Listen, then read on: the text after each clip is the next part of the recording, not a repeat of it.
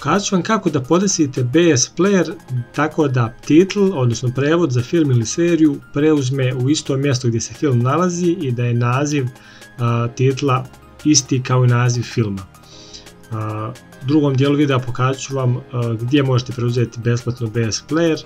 Inače, ako niste znali, BS Player automatski pronalazi prevod za vaš film ili seriju koju imate.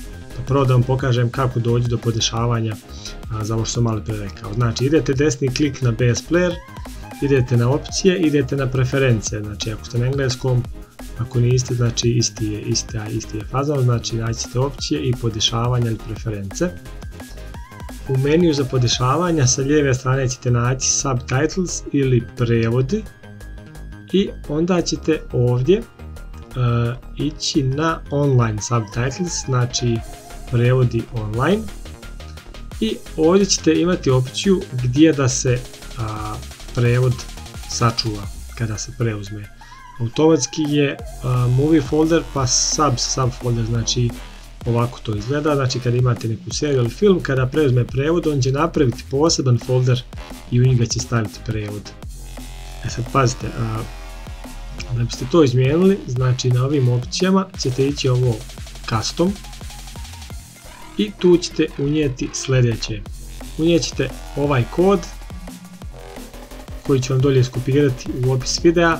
To je prečica koja govori BS Playeru da se preuzeti prevod mora sačuvati u istom folderu u kojem se nalazi film i automatski naziv postaje isti kao naziv od filma. Zašto je ovo bitno? Pa ako puštate film na televizoru, recimo preko USB stika na televizoru ili možda čak i u nekom drugom playeru, prevod se neće učitati uz film osim ako nema identičan naziv kao i film.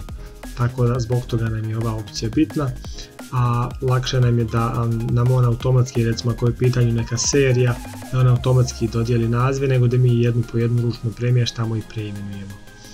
Dobro, a inače pokazat ću vam kako da dođete do BS Playera. Znači idete na Google i samo kucate BS Player i idete na prvi rezultat, znači na stranicu od bsplayer.com. idete da skinete besplatnu verziju, download free, pa još jednom ovdje desno idete download free i još jednom ovdje dole idete desno download free. Ako ti je ovaj tutorial pomogao, prijavi se na moj kanal jer snimam zanimljive i brze tutoriale o hardveru i softveru, a svakako bi mi podrška dobrodošla. Hvala!